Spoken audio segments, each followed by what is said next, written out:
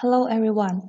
Under the influence of the sudden epidemic in 2020, telecommuting has become a common appeal of almost all enterprises.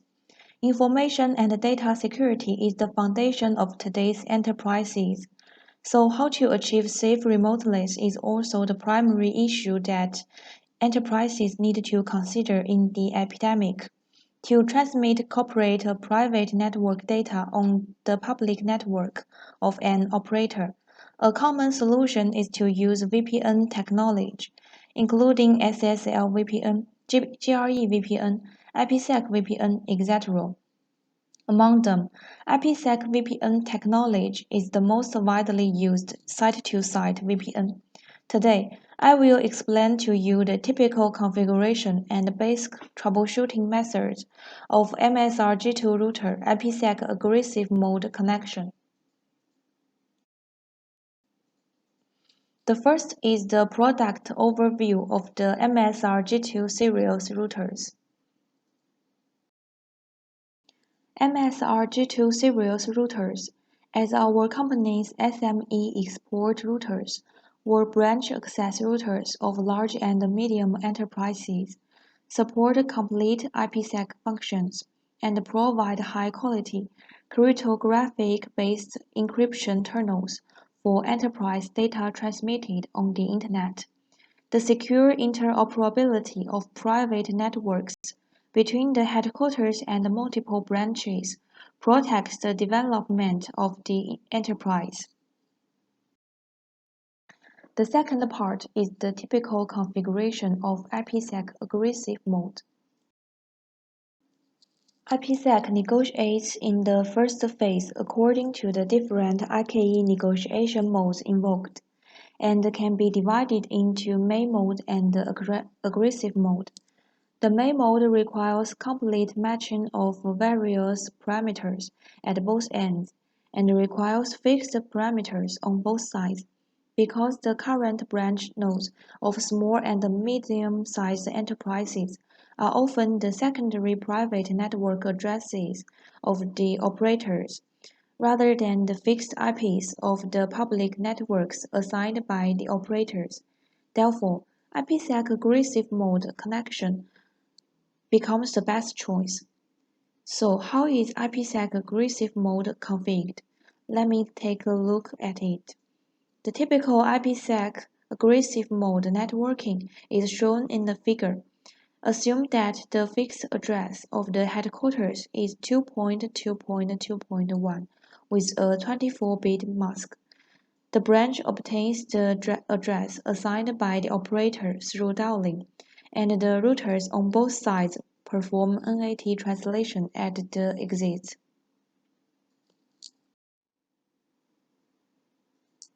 First, configure the headquarters site. Since the branch address is not fixed and there may be multiple branches, you need to use a template to configure the IPsec policy of the headquarters. The configuration consists of 5 parts: IKE keychain, IKE profile, IPsec transform set, IPsec policy template, and IPsec policy, and interface application strategy.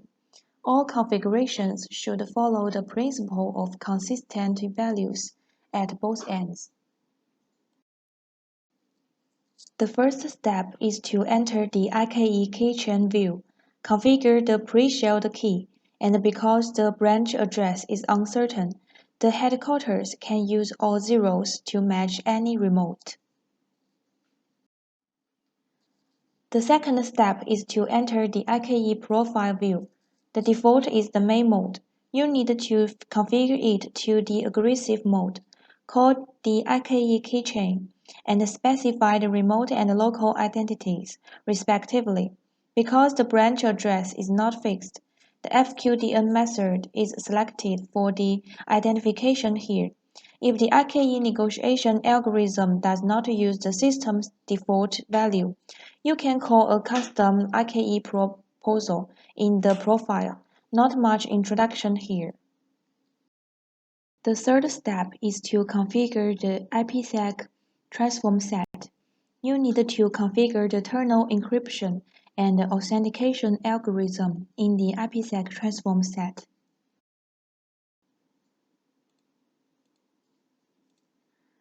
The fourth step is to configure the IPSEC security policy for IKE negotiation. The branch needs to configure the ACL flow of interest, define the traffic that needs to be protected, create an IPSEC template in the IPSEC policy at the same time, call the previously configured transform set, IKE profile, and specify the peer IP address of the IPSEC kernel. The headquarters needs to configure a template, call the previously configured transform set, IKE profile, and specify the local IP address of the IPSEC kernel, and then create an IPSEC policy based on the security policy template. Finally, apply the IPSEC policy on the interface. Note that the ACL called by the branch NAT outbound needs to deny the network segment protected by IPSEC and apply the policy on the interface. The configuration of the headquarters is complete. Referencing the IPSEC security policy template to configure the IPSEC security policy is suitable for the situation where the communication peer, such as the IP address of the peer, is unknown. At this time, the interface cannot initiate negotiation actively and only receives a negotiation request from the remote device to the local end to establish a tunnel. Simply make a configuration summary. Number 1. The branch needs to configure ACL interest flows and define the protected network segment. Number 2. The branch IPSEC policy needs to reference the flow of interest and the headquarters configuration template. Number 3. If the branch outlet is used as NAT, it is necessary to deny the interested stream. Number 4. The branch address is not fixed. Use FQDN. Number 5. Headquarters tips. Matching peers in IKE keychain are all zeros. The above configuration seems simple, but we still encounter the unsuccessful tunnel establishment in our daily problem handling. Let us sort out the troubleshooting ideas for the IPSEC aggressive mode failure. Take the responder headquarters template as an example. From the experience of long-term IPSEC problem handling, if IKESA or IPSEC-SA negotiation fails, it is most likely to be a configuration problem. That is, there is a difference in configuration parameters at both ends or the configuration is omitted. The main errors are as follows. Number 1. Misconfiguration of the stream of interest. Number 2. Misconfiguration of IKE proposal. Number 3. Misconfiguration of IKE keychain. Number 4. Mismatch of ID type and ID value. Number 5. Misconfiguration of IPSEC transform set. Number 1. The flow of interest is configured incorrectly, and whether the NAT configuration in the outbound direction denies the data flow protected by IPSEC. The performance is that there is no IKESA, debugging IKEO, no output, and traffic does not trigger IKE establishment. Note that the NAT priority in the outbound direction of the MSRG2 interface is higher than that of IPSEC.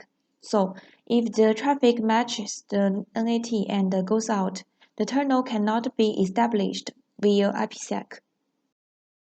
Number 2. The IKE proposal is configured incorrectly. When the IKE proposal configurations on both sides are inconsistent, the branch initiator checks the status of IKESA, and the flags field is unknown.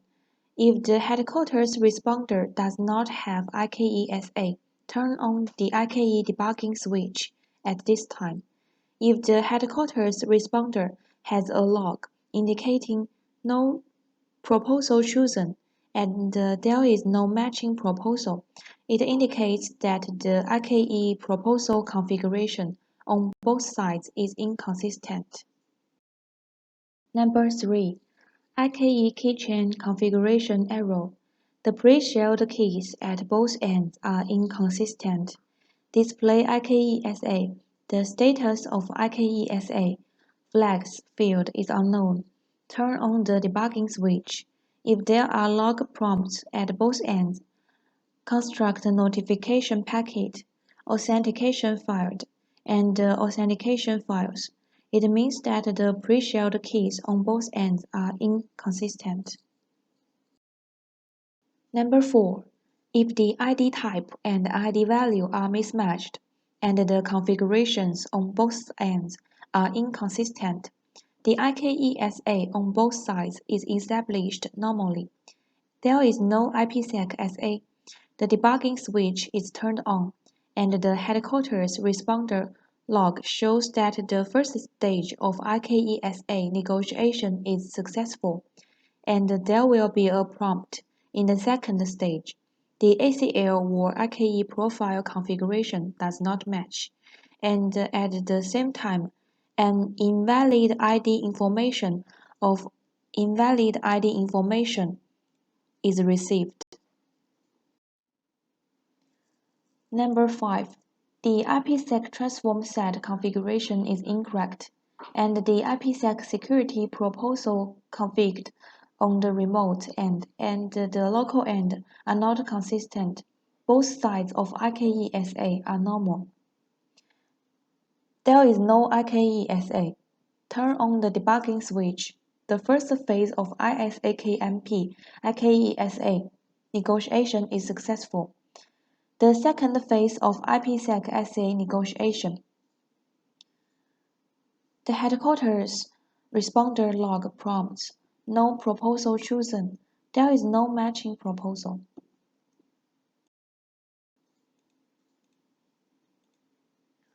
From these examples, you can find that most IPSEC problems can be located by analyzing the debugging information of debug IKEO.